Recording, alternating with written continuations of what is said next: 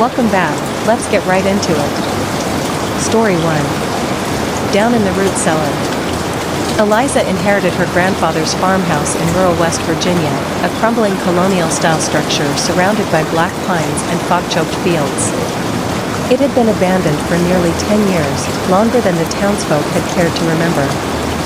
No one ever asked what happened to her grandfather. Most just said, he dug too deep.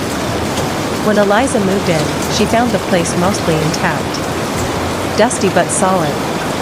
Except for the root cellar out back. The door was rusted shut with chains and 3 different padlocks. She assumed it was an old storm shelter. Maybe Grandpa had gone paranoid in his old age. But late at night, she'd hear noises from inside. Not just scratching or scurrying, rhythmic thumping, like something pressing against the boards from underneath. Then whispers. Always faint. Always underneath her breath, as though mimicking her thoughts before she had them. On the 3rd night, she followed the sound out into the yard. The moon lit the cellar entrance like a stage. The chains were loose. The locks lay on the ground, snapped open. She should have turned away. Should have run. But the door creaked open on its own, just a crack. From below came a voice that sounded exactly like her grandfather. Eliza, darling.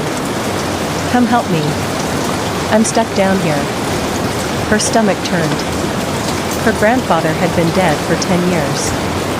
She'd seen the obituary. But the voice kept pleading, human and warm. Against her better judgment, she descended. The cellar stretched deeper than expected. Much deeper. The stairs became earthen. Roots jutted out like skeletal fingers. The air grew cold and metallic. Then she saw it. A hole, round, smooth, far too perfect to be natural. It pulsed with a light that wasn't light at all, just suggested illumination, like a dream remembered wrong. Her grandfather stood next to it. Only, not really him.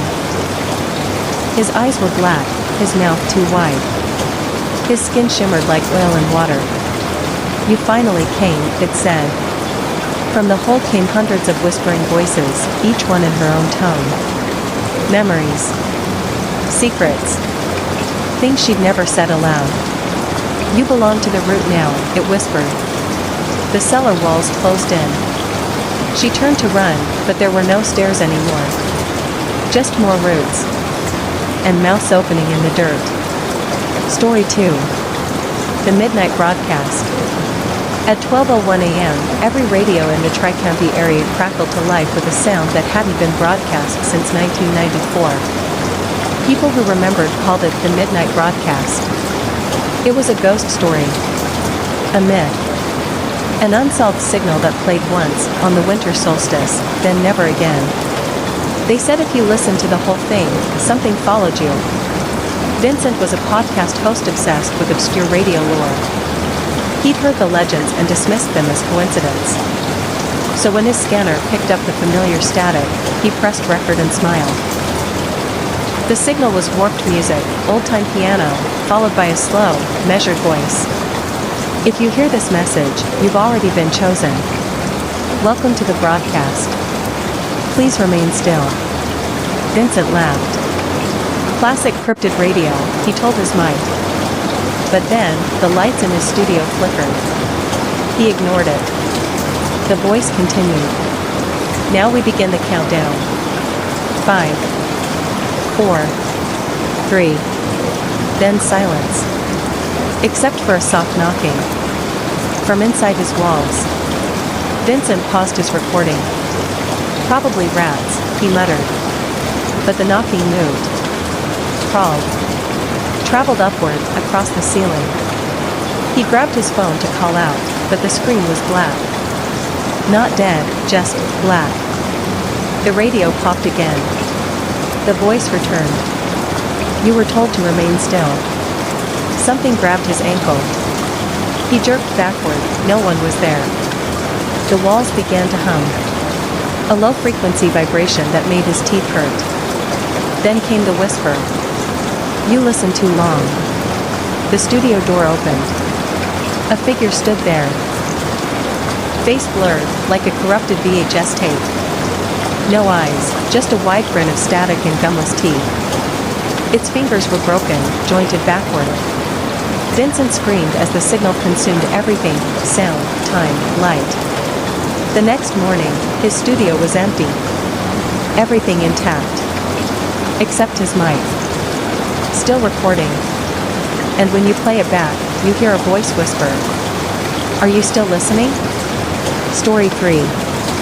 The Family Tree. It started when Meg used an ancestry website to track her roots. She expected some Irish, maybe German, but her results showed something strange: a 14% genetic match with a region called Hallertfen, a place that didn't exist on any map. The website had a warning banner over the result. Historical anomaly. Further analysis required. Then came the email. No sender. We've been waiting for you, Margaret Elaine Simmons. You are the last lead. Attached was an image: an enormous black tree, leafless, under a blood-red sky. Beneath it, thousands of people knelt in shadow. She ignored it. But every mirror in her house began showing glimpses of that tree. In the background, beyond her reflection, the sky turned red for a second. Then normal again. She unplugged them. But the tree appeared on her phone. Her TV. Her tea kettle, for God's sake. On the 7th night, she dreamed of it. The tree stood atop a hill of bones. Its bark was made of faces, her ancestors, mouths open in silent screams. The branches moved on their own, pointing toward her. You were supposed to come sooner, they whispered. The root is hungry. She woke up with soil in her bed. Dark, wet, and still moving. Meg drove to her parents' house in panic, but they were gone.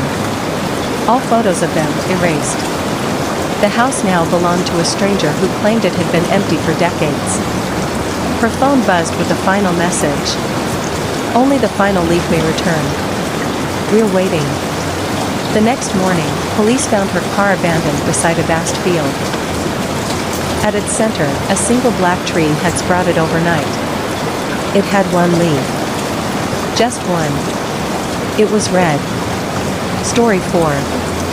The Forgotten Floor. Simon took a job as a night janitor at the Hallbrook Medical Research Center, an aging complex with 5 official floors. The interview was simple: clean the upper labs, don't go into restricted areas, and never use the west stairwell. That part was emphasized. He asked why. The supervisor just said, it's not built right. On his 3rd week, bored and curious, Simon found the west stairwell unlocked. It looked perfectly normal. Clean. Quiet. But as soon as he stepped onto the first stair, the building went dead silent. No humming lights. No distant machines. Just nothing. Still, he descended. The stairwell ended at a landing labeled B6. The building didn't have a basement. Certainly not 6. Yet the door opened easily. Inside was a hallway, faintly lit, lined with dozens of rooms. Each one had a small glass window and a nameplate. Names he didn't recognize. He peered through one. Inside was a woman, perfectly still, standing in the center of the room, facing the wall. Her hospital gown had no seams. Her skin looked waxy, almost plastic. But her eyes blinked. She turned slightly. Her mouth didn't move, but Simon heard the words clearly. Please leave before it sees you. He staggered back. All down the hallway, the other rooms lit up. Men, women, children, standing, sitting, all completely still. Watching him. Some had no mouths. Some had too many. Simon ran back to the stairwell. But there was no exit now. No stairs. Just a wall. Behind him, the hallway grew longer. The overhead lights popped, one by one, chasing him in darkness. A figure emerged at the far end. Tall, wrapped in yellow medical cloth, dragging a long syringe the size of a sword. Its head twisted unnaturally with a wet crack. It whispered in many voices, all too close to his ears. "You're not supposed to be here. But now you never have to leave." The next morning, the west stairwell was bricked up. A new janitor was hired. And the building officially still has only 5 floors. Story 5. The Man in the Static. Maya's daughter, Isla, started pointing at the living room television when it was turned off. "He's there," she said. "The man with the crooked head." At first, Maya thought it was just childhood imagination. Then she noticed the static. Whenever the TV lost signal, even briefly, a distorted figure would appear in the fuzz. Not for long. Just enough for a frame or two. A man, blurry. Head cocked to the side. No eyes. Mouth too wide. He was always closer each time. Maya had the TV replaced. Changed providers. Switched rooms. But the man followed. He started appearing in Isla's drawings, thin limbs, bent spine, always smiling. And always surrounded by cables. One night, the house lost power. The TV turned on anyway.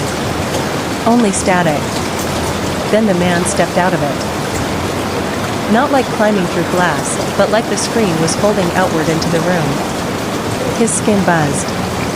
His face glitched in and out like bad reception. Maya grabbed Isla and ran, but every window showed static outside, like the entire world was behind a screen now. The man spoke in a broken audio loop. "She tuned me in. She called me through. Now she watches from the inside." Maya looked at Isla. The girl's eyes flickered with static. She was smiling, just like the man.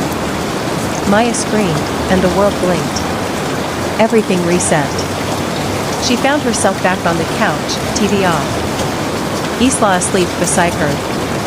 For a moment, she thought it was a dream. Until the TV screen showed her own reflection. And behind her, in the couch cushions, static began to ripple. Story 6. The Candle Room.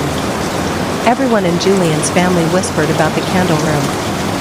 No one ever opened it. No one ever spoke about what was inside. It was locked with an ornate key that hung from a rusted chain above the fireplace. Never removed. When Julian inherited the family manor after his mother's passing, he found a letter addressed in her handwriting. "Do not enter the candle room. No matter what it offers. The flame will lie." Naturally, Julian opened it. The door creaked like it hadn't moved in centuries. Inside was a windowless chamber lined with shelves. Thousands of candles, all unlit. In the center stood a single pedestal with one tall black candle. A book rested beside it.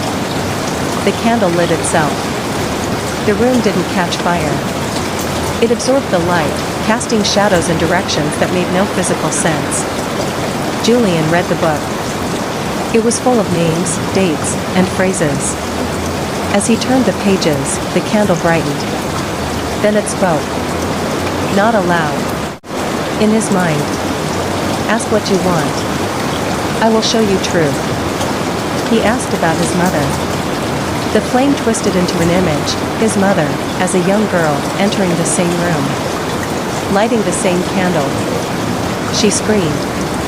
She tried to run, but the door had vanished. The candle whispered to her, and her eyes turned black. Then it showed him more, secrets about his family. Things they've done. Deals struck. Horrors buried under the floorboards. He tried to blow out the candle. It grew larger. The room expanded. More shelves. More candles. Each one now flickering on, revealing faces trapped inside the wax. His mother. His grandfather. A line of ancestors, all staring, eyes pleading. "Now your flame joins ours." Julian turned to run, but the door was gone.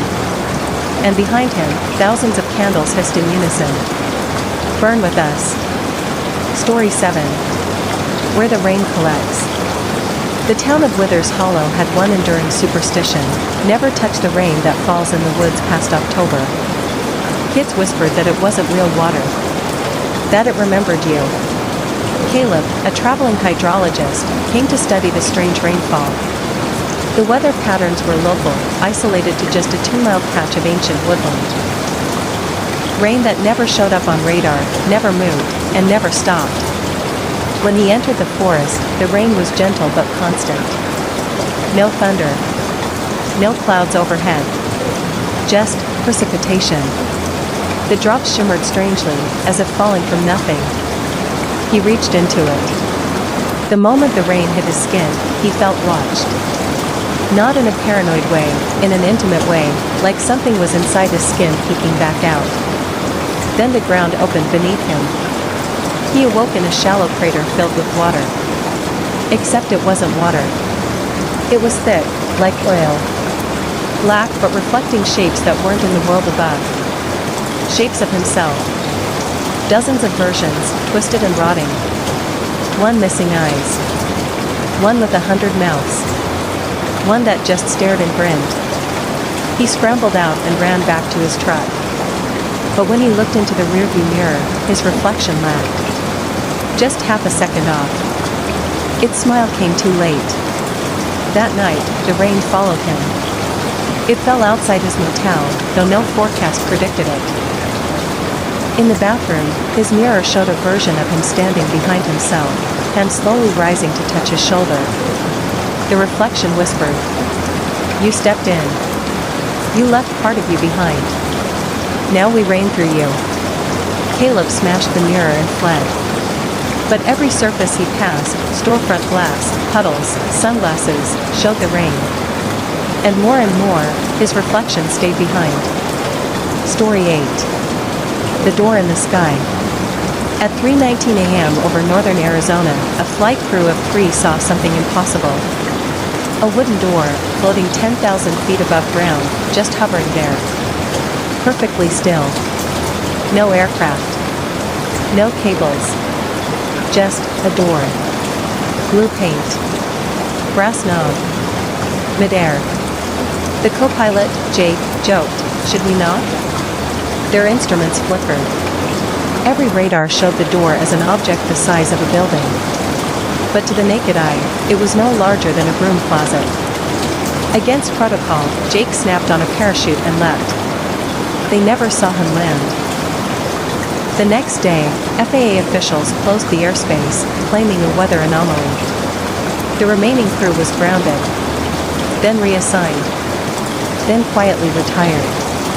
But months later, the pilot, Maria, received a package in the mail. No return address. Inside was a photo of Jake. Only his face was wrong, his eyes were doorknobs, and his mouth was painted shut. A note was paper-clipped to it. The door opens both ways. You left it ajar. That night, Maria saw a crack form in her ceiling. By morning, it was a door, same as the one from the sky. And someone knocked from the other side. It sounded like Jake. Only his voice came from every direction at once. I opened it. Now it wants you too. The doorknob turned. Maria tried to run. But all the doors in her house led back to the same spot, the door in the ceiling, now glowing, now breathing. She opened her eyes once more. She was falling upward. Back toward the sky. Story 9. They move when you forget them. Dr. Elsie Rohn worked in experimental cognitive neuroscience, focused on memory suppression. She believed that if you could erase a traumatic memory completely, it might take the trauma with it.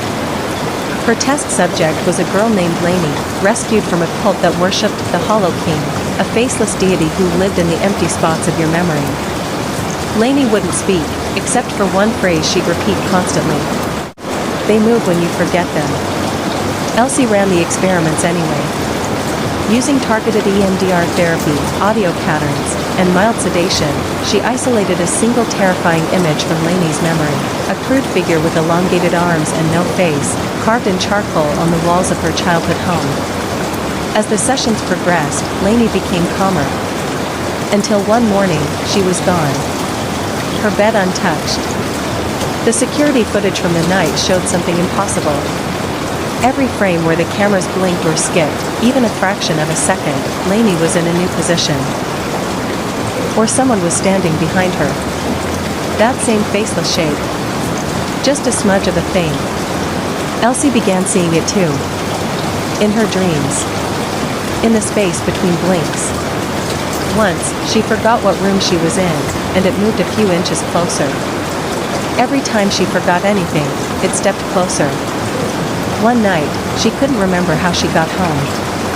It was standing in her hallway, arms stretching along the floor like spilled ink. She tried to remember everything, every fact, every detail, to keep it still. But her mind blinked. And it moved. Now she records her every waking moment, talking aloud constantly, afraid of letting her thoughts drift. Because in the corner of every video, something blurry creeps closer, waiting for her to forget. Just long enough to touch her. Story 10. The Red Wave. The fishing village of Dirtwater had only one rule: never go out during the red wave. It happened once a year, just after the first thaw. The sea turned crimson, calm, and flat. No wind. No gulls. Just silence and that blood-red water stretching to the horizon. Tourists thought it was algae. Locals wouldn't explain.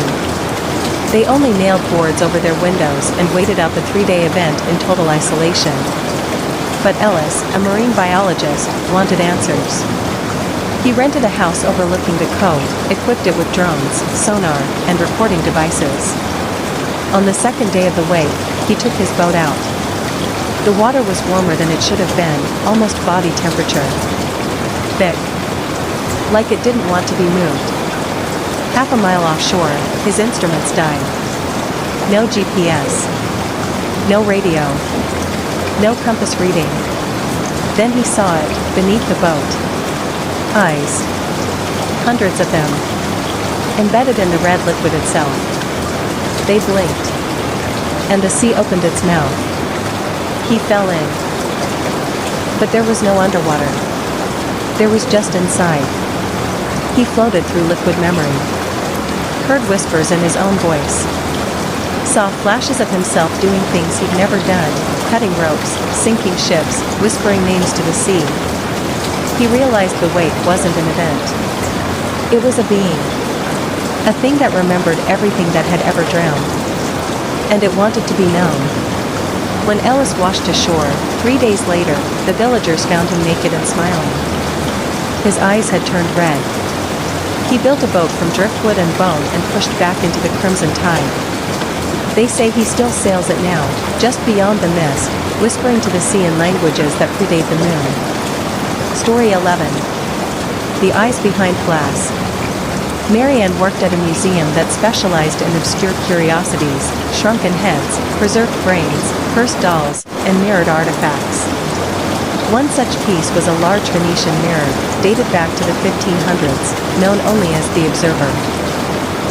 It was kept under velvet cover in the deepest wing, behind layers of alond glass. Marianne was told never to clean it. It didn't collect dust. And sometimes, it showed things that weren't in the room. She didn't believe in curses, so one night, alone on a late shift, she removed the velvet. The mirror was tall, thin, framed in something that didn't quite look like wood. At first, it just reflected her. Then it blinked. She hadn't. She leaned closer. Her reflection did not mimic her. It smiled first. Then it stepped back in the glass, showing her the room from a different angle. One that didn't exist. In that impossible reflection, other people moved. Old museum staff. Visitors who had gone missing. All of them staring at her through the glass, whispering with their mouths closed. She tried to cover the mirror again, but her hands passed through the velvet. Through the frame. Into cold air. The mirror wasn't reflecting. It was windowing. And someone was now looking out through her body. When she turned around, every display case in the museum had shattered. Every eye from every doll, skull, and sculpture had turned to face her. Because she wasn't Marianne anymore. And behind the glass, the real one was screaming. Story 12. the one who waits between. Victor took a graveyard shift job at a data center, rows of humming servers in a warehouse with no windows and a single flickering exit sign. Easy money. There was one rule in the manual he didn't understand.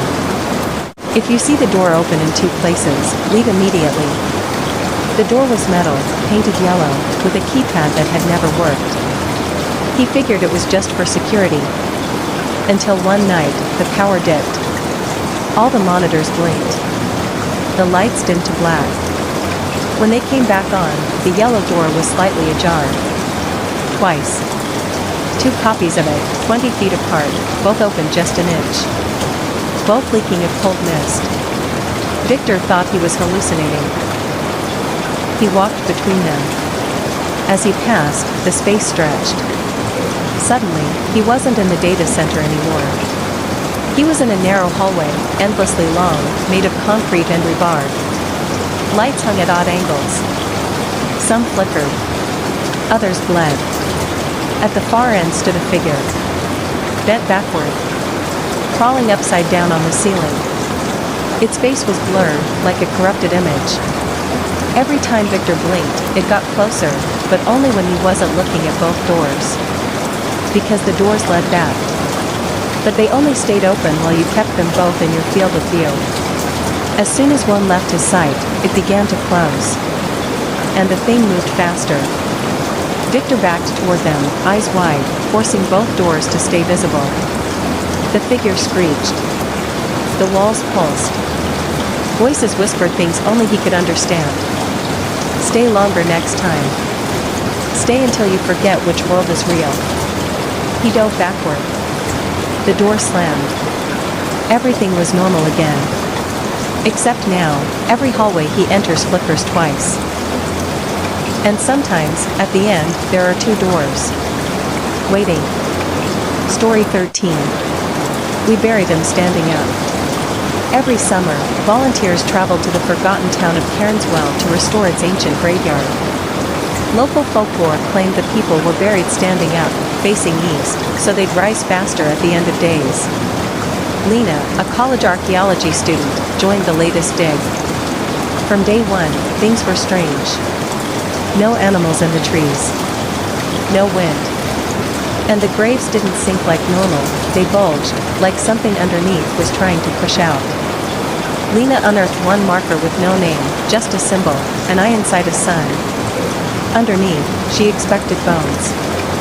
Instead, she found flesh. Not decomposed, fresh. A man, perfectly preserved, standing in the dirt with open eyes. Then he blinked. The others thought she was hallucinating. Until more standing bodies were found. All of them looking up. All of them soft. Alive. The town's oldest resident approached the crew that night, white-haired and shaking. She whispered, "We don't bury our dead. We plant them." When asked what she meant, she only said, "Some seeds look like people. Some grow in secret." The next morning, several graves were empty. Dirt plowed out from below. And there were footprints. Not leading away, circling. Watching. The volunteers left in a panic. Lena stayed one extra night, trying to document what she found. In her final recording, she stares into the camera, eyes wide, whispering, "They're not corpses. They're cocoons." Then she turns to look at something off-screen.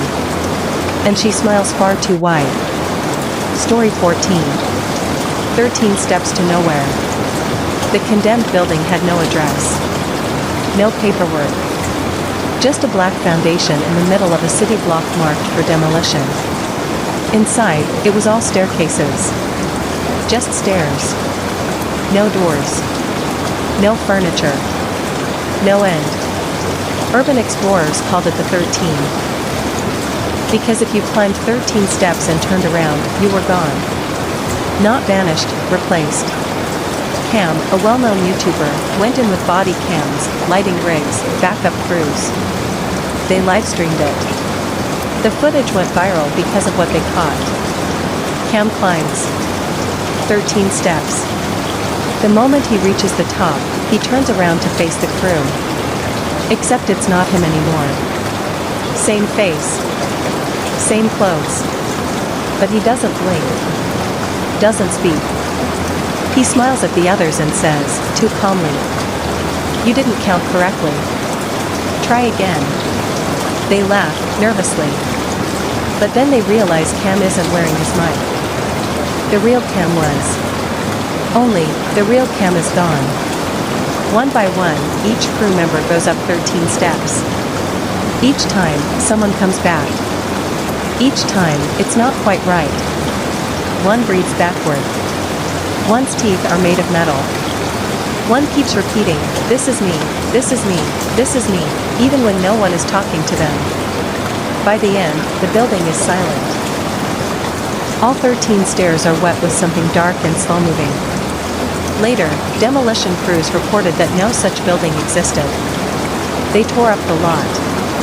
Just found an empty pit with bones buried in descending layers, one skeleton for every stair. And the camera footage? Still live streaming. To no one.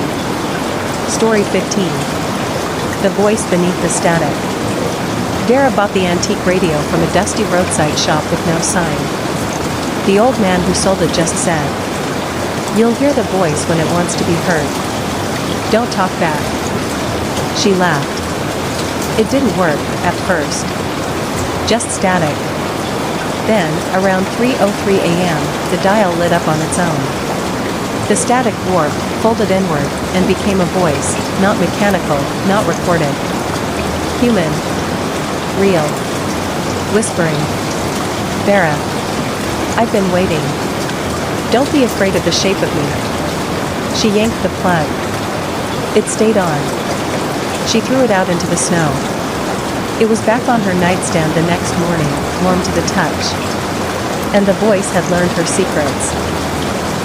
It whispered things no one knew. Her father's real name. What happened to her missing brother? What she thought during the worst moments of her life.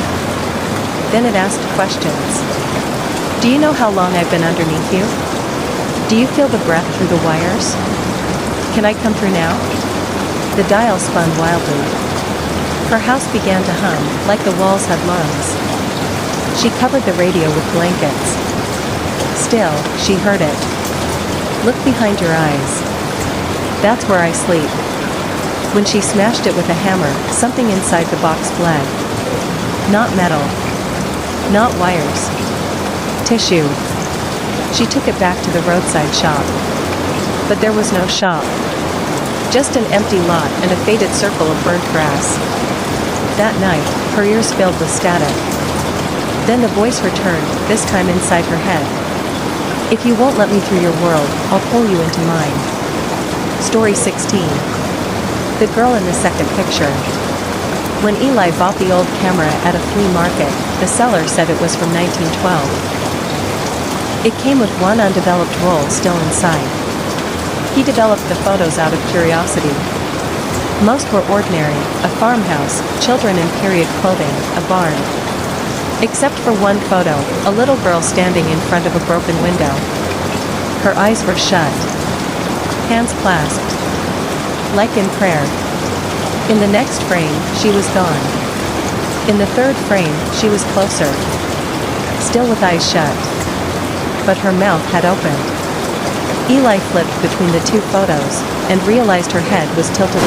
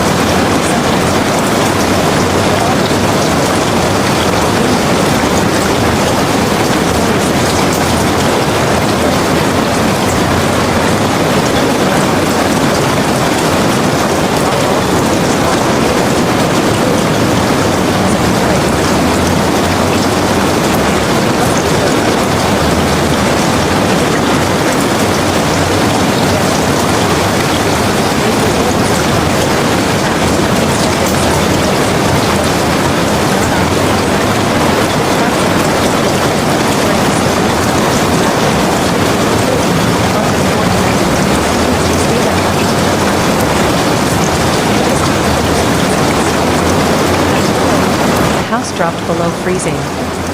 Frost climbed the walls. Her breath hung still in the air. She heard the creak of the door, but never saw him. She blacked out. When she awoke, she couldn't feel her hands. Not numb, gone. She looked down. They were there. Visibly intact. But she couldn't move them. Couldn't feel pressure or temperature. Doctors said nothing was wrong. Except the next night, she lost her voice. Then her reflection. Then her shadow. Neighbors whispered. Once he starts, he keeps coming until you're nothing left but skin and memory.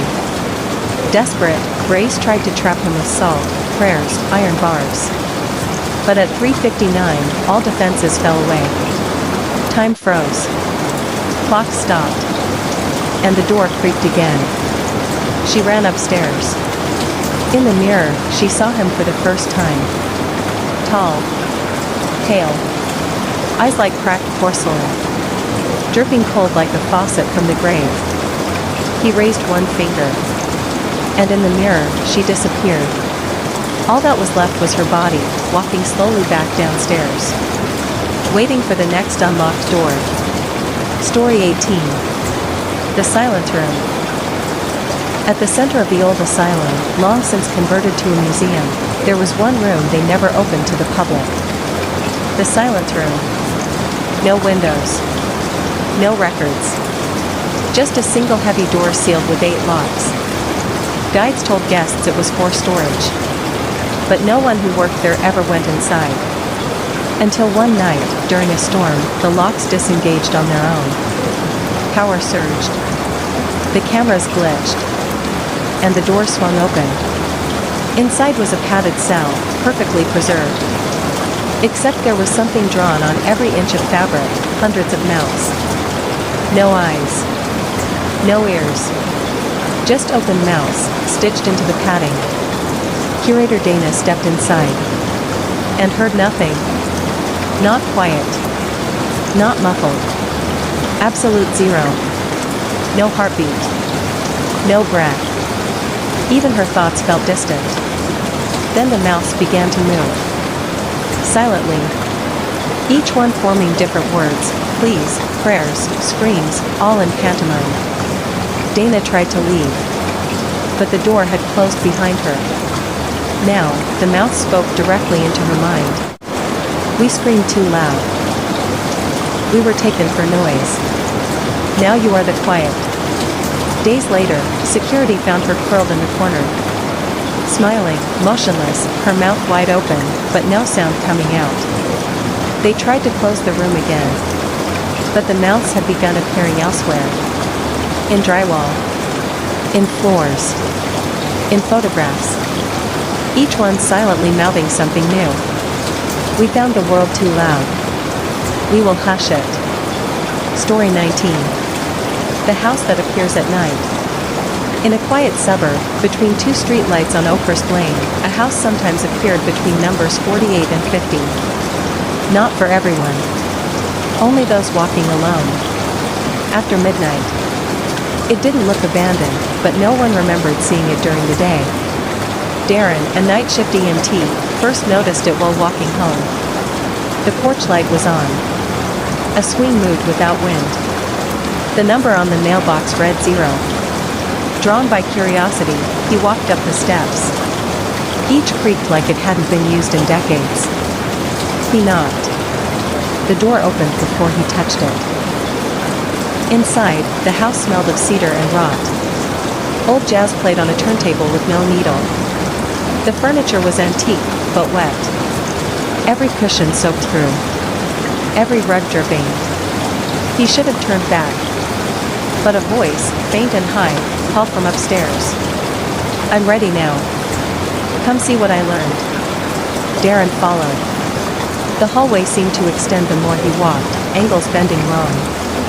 The carpet curled like skin shrinking from heat. At the end, a child's room. A little girl sat on the bed, facing the wall. She spoke again, without moving. My daddy made this place. So when people disappear, they have somewhere to go. Then she turned around. And her face was his own. Not a child. Not human. Just skin stretched over memory. He screamed. The girl, he, smiled. Now you live here, too. The next morning, the house was gone. But on certain nights, if you walk alone on Oakhurst Lane, you might see a man in the window, pressing his face to the glass. Mouthing, "Get out." Knowing it's too late. Story 20. The sound beneath the lake. Lake Greeley was pristine. Remote. Ice cold year-round. Campers loved it. Locals warned against swimming too deep. They said the lake had a floor that listened. When Mason dove during a camping trip, he wanted to test a sonar drone he built himself. At 75 feet, the lakebed looked normal. Silt, algae, fish. At 100 feet, the silt thinned. Rocks had grooves, like tool marks. Then the drone picked up something impossible. A pulse. Not seismic. Rhythmic. Like a heartbeat. The lake had a center. He dove deeper. At 140 feet, visibility vanished. But Mason saw something shift below, a mass that rippled like fabric underwater. Not a creature. A structure. A dome made of bone-white material. Smooth. Breathing. His headset began to crackle. Then a voice, not through radio, but through the water, whispered. "Come closer. The silence is thinner here." Then all his gear failed. No oxygen reading. No light. No sound. He swam upward. But the lake didn't let him. Water folded around him, currents reversing, forcing him back down. As he blacked out, he saw openings in the structure. Mouths. Thousands. He washed ashore 18 hours later, gasping, blind in one eye, hair turned white. He never dove again. But he hears it now, in every faucet, every shower, every storm. "You've been inside me. Now I'll be inside you." Lake Greeley remains calm. Tourists swim. Sometimes, they vanish without a ripple. And sometimes, they return. Whiter. Quieter. Listening. Story 21. The wrong passenger. Miles drove for a rideshare company at night. Easy hours. Good money. One foggy Tuesday, he picked up a request at an address that didn't exist. Just coordinates on a map, near the edge of an abandoned industrial park. A woman waited by the road, wearing a heavy coat and veil. She got in without speaking. The destination was listed as home. Miles tried to make conversation. She never responded. The GPS didn't help. It recalculated endlessly. After 15 minutes, the road behind him vanished in a mirror. Literally gone. Just blackness. He turned around. The woman was closer than before. Still seated, but now pressed against the back of his seat. Breathing slow and backward. He slammed the brakes. But the car didn't stop. It glided forward like on ice, even though the engine had died. Ahead, a building appeared. Gothic. Shimmering. Alive with flickering lights. The passenger spoke, finally. "This is where we change. You'll wear me now." She opened the door, and he got out. Still in the driver's seat. Staring back at himself. Now, she drives. Wearing his voice. Using his car. Picking up people who shouldn't be found. And Miles? He watches every night from the passenger seat. Mouth open. Silent.